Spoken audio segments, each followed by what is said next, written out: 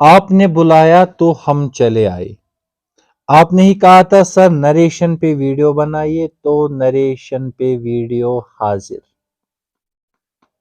अब आपको एक काम करना है, ये वीडियो पूरा देखना है, ठीक है ना, ताकि जो भी आपको डाउट है नरेशन में वो क्लियर होगा, ठीक है ना। देखो, ये जो नरेशन है ना, narration, what does the word narration mean? ठीक है ना, नरेशन का क्या मतलब है? नरेशन का मतलब होता है बात को पासान करना, ठीक है ना। क्या कहा मैंने? बात को पासान करना। ए और बी के दरमियान यहां पे कॉन्वर्जेशन चल रही है। ए ने बी से कहा, ठीक है ना, क्या कहा कि मैं बीमार हूं। ए ने बी से कहा मैं बीमार हूं। बी ने फिर वही बात सी से कही कि आपको पता है, ए ने मुझे कहा कि मैं बीमार हूं। ए और बी के दरमियान बात चल रही थी, वही बात फिर सी तक पहुंची, ठीक है ना। यहाँ पे क्या हुआ? यहाँ पे बात कॉन्वर्जेशन जो थी वो पास ऑन हुई, ठीक है ना। जब हम भी करेंगे कॉन्वर्जेशन को पास ऑन, उस कॉन्वर्जेशन को हम नरेशन कहते हैं, ठीक है ना। Any confusion? क्या कहा मैंने कि बात को पास ऑन करना, ठीक है ना। दो की बात तीसरे तक पहुंचाना, ठीक है ना। जब हम दो की बात तीसरे तक पहुंचाएंगे, उसको हम क्या कहते हैं? नरेशन कहते हैं। और आपको पता होगा कि ये नरेशन है, narrations are of two types. ये नरेशन है, ये कितने किस्म के हैं? दो किस्म के हैं, टू टाइप्स। पहले वाले को हम डायरेक्ट स्पीच कहते हैं, पहले टाइप को हम क्या कहते हैं? डायरेक्ट स्पीच कहते हैं।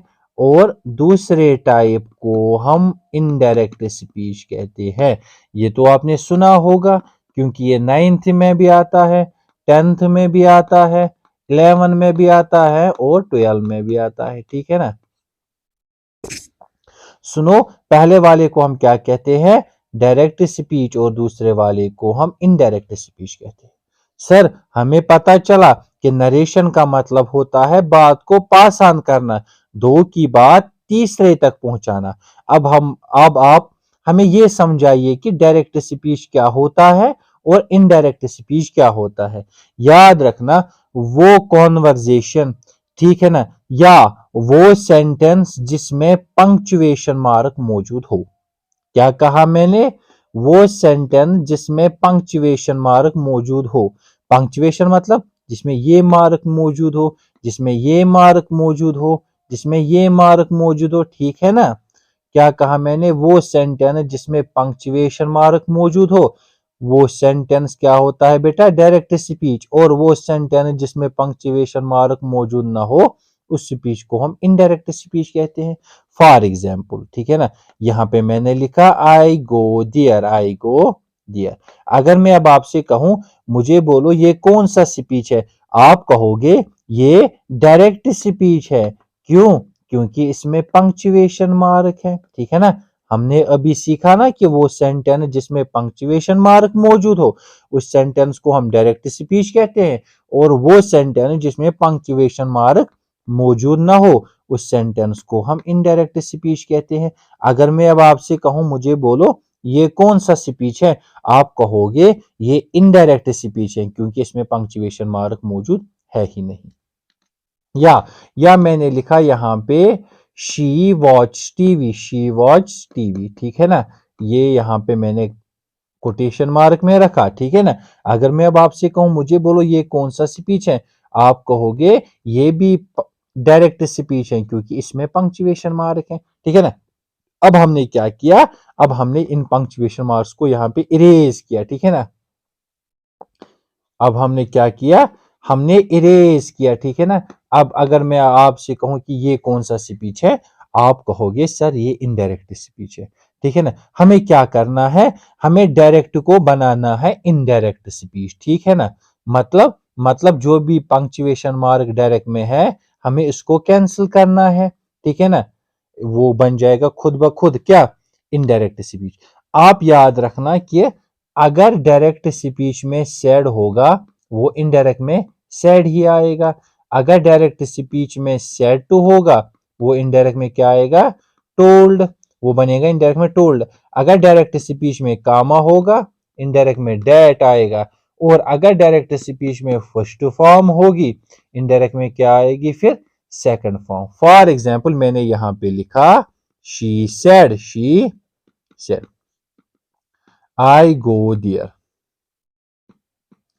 ठीक है ना। अगर मैं अब आपसे कहूं मुझे बोलो ये कौन सा स्पीच है, आप कहोगे सर ये डायरेक्ट स्पीच है क्योंकि इसमें पंक्चुएशन मार्क है, ठीक है ना।